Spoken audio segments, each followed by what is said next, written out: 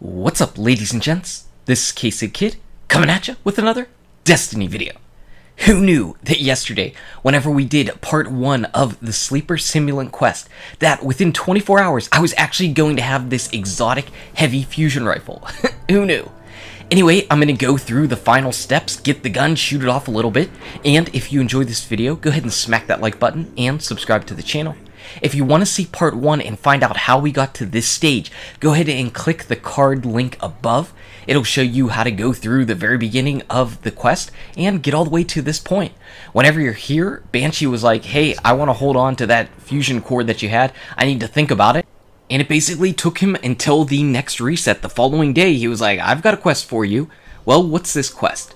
You need to actually do a special S.A.B.E.R strike over on Earth. And it's actually a pretty high light level, so it could be a little bit tricky, but they do have matchmaking. And honestly, that's kind of a blessing and a curse. It's a really tricky strike to do on your own, probably. So it's nice to have 2 other people, but since it's matchmaking, you get matched up with 2 completely random people who maybe aren't on the same wavelength as you. Your chances are you're not actually in chat talking to them. And it's pretty tricky, or it can be tricky. At least this war set portion is really tricky. I went to do it normally, and they just died constantly, right away, like boom, boom, boom, as soon as the enemies were spawning in, and it was bad. And after we ended up wiping, I was like, I'm just going through, I'm cheesing it, I'm doing the glitch. You can go ahead and check out the glitch up here. I just wasn't about to be stuck on that war set section forever, whenever I knew I could definitely solo it. I don't even know if they knew exactly what I was doing, or where I was, or anything that was going on, but we passed it, and that was all I really cared about. Over here on the big old Frank the Shank, if you're with a group of randoms, chances are they're not going to be killing the ads all that much. So what I would recommend is put out any damage you can on the Shank while you can, but otherwise focus on the ads. They can definitely see the big old Shank that's running around if they're randoms, but they might not be dealing with the ads. So I would recommend that you kill the ads, and that'll just make the life of everybody all that much easier. Because ads are the most difficult part of this strike. Shooting at that big boss, he's not really a big deal. He's kind of there, and he's easy to shoot, easy to take care of. But those turret Shanks that are up above, those sniper ones up there, yeah, nobody was paying attention to those, and they can absolutely ruin your day. So pick them off, do all that you can to clear out all the ads. There's only a finite amount of ads. Treat it just like Skull Loss, and then worry about shooting Frank the Shank afterwards. After you kill him, it's a loot explosion everywhere. Pop a 3 of coins, maybe? Maybe? I did. Anyway, whenever you do that, it's all said and done. That's it. We're on our way to our Sleeper Simulant, and we get a bonus exotic Ingram because I had 3 of coins popped. So that's awesome. That's it, though. Can you believe that the Sleeper Simulant quest is already over within a day? Within 1 day's worth of playing time, it's over. We're going to get this exotic heavy weapon fusion rifle. There it is right there, and what you need to do is take it over to Banshee the Gunsmith, because he's pretty much been the key to this entire quest. It's sitting right there for you, a 290 Sleeper Simulant, solar, all kinds of crazy impact, all kinds of craziness. Look at this gun. It's a really nice looking gun, but how does it handle? How does it compare? What does it even have? Well, it can overpenetrate its beam. It shoots out a beam. 1 laser beam, really quick firing laser beam too. It shoots out a beam that overpenetrates enemies and can bounce off of solid targets. So the various geometry that you might see, the floors, the ceilings, whatever, it can bounce off that. Now, how practically useful is that going to be in the game? Not really sure, because I haven't had a whole lot of chances to run around with the gun yet. I just picked it up today, just a little bit ago, just before I started up this video. So I don't have a lot of experience with the gun yet. I do have some opinions on it, but I'll get into those, I think, at a later date, after I've used the gun a bit more.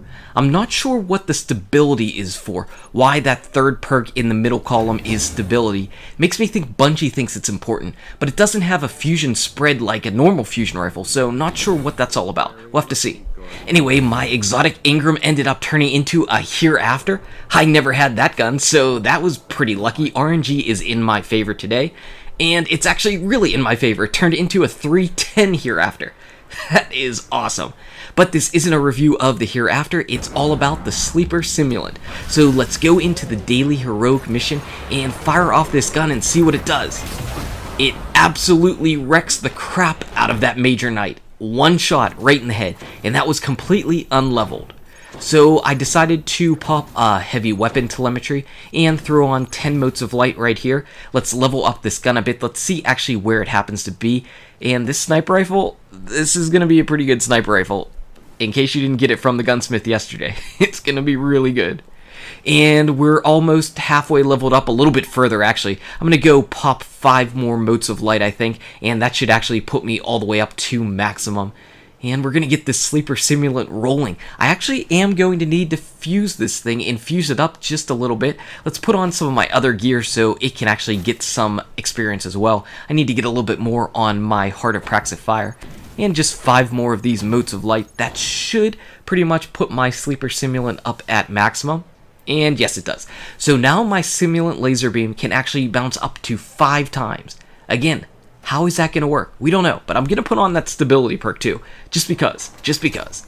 And let's fire it off just a little bit more. We saw it wreck a knight earlier, and there's a bunch of major enemies over here, and one shot right there. Awesome, he's dead. The nice thing is that as a fusion rifle, this can actually critical hit, and I think that's where its damage potential really comes into play. The fact that you can critical hit enemies and absolutely melt them. Absolutely. Now, it doesn't seem like it deals damage to mobs very well. Not at all. It doesn't have that same kind of mob killing power like a rocket launcher or a Yellowhorn might, where the Wolfpack rounds can fire all over the place. But on a single target, from range, that has a critical hit spot, you're gonna melt them. It's pretty nice. I can't wait to use this a little bit more. I think a full team of these on various strike bosses, I think you're going to kill things. You saw it bounce around a little bit there, but it's not like it came back and hit the enemy or anything like that, so it doesn't come back to tracking like Wolfpack laser rounds. That would be sweet.